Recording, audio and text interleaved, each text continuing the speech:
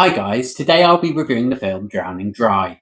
This won the Best Director award at last year's Locarno Film Festival and also was selected as Lithuania's official submission for the 97th Academy Award for Best International Feature Film.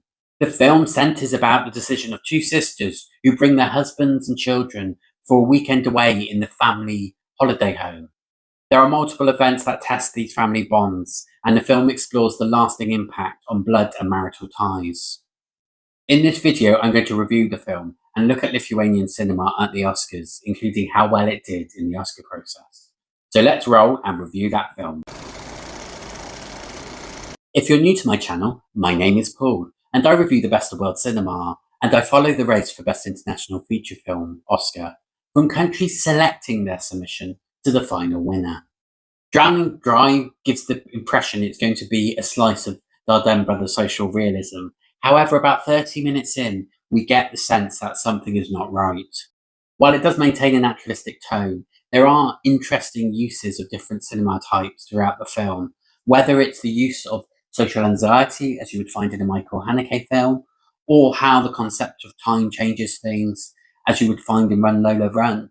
And there's even a Celine Sciamma reference where they use two different pop songs almost in the entirety for the two of the characters to dance and show their enjoyment, and using two very different songs shows the changing mood of different time periods. It's an actually well-crafted and well-directed piece of cinema. It uses 90s nostalgia songs to jump between points of time or repeating particular narratives but changing the events based upon what song they play. Whether it's the Lighthouse Family or Donna Lewis, it's a brilliant piece of cinema. And then it moves on to this attempt to show different points of view, and it's almost like the narrative changes as a result of different points of view, which is a quite fascinating fragmentation that you would not expect from a social realist film. I think it's a really intelligent piece of cinema. I don't think it quite always fulfills what it's trying to achieve, but it's absolutely fascinating to watch. There is also great commentary on masculinity and femininity. The two male characters, one is a cage fighter wanting to show strength, and the other feels inadequate and wants to match up to him despite the fact he's a normal middle-aged man. While in comparison, the two female characters are using platitudes about I am enough and almost trying to build their own self-confidence, while the men are overbrimming with confidence, a commentary on masculinity and femininity in society. And then these sisters have a great bond where they're dancing together almost symmetrically to these songs. Donna Lewis's I Love You Always Forever, which is a great contrast to the machoism and the fighting nature of the two male characters. I would also credit the great acting in this. It's completely understated and never uses opportunities to over-sensationalize elements of the storyline.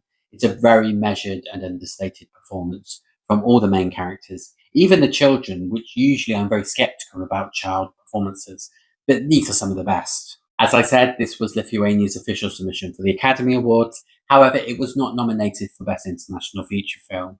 And I think that's a bit of a shame because this is really intelligent and interesting cinema. In fact, Lithuania have not had a film nominated in the 15 submissions they have put forward to the Academy.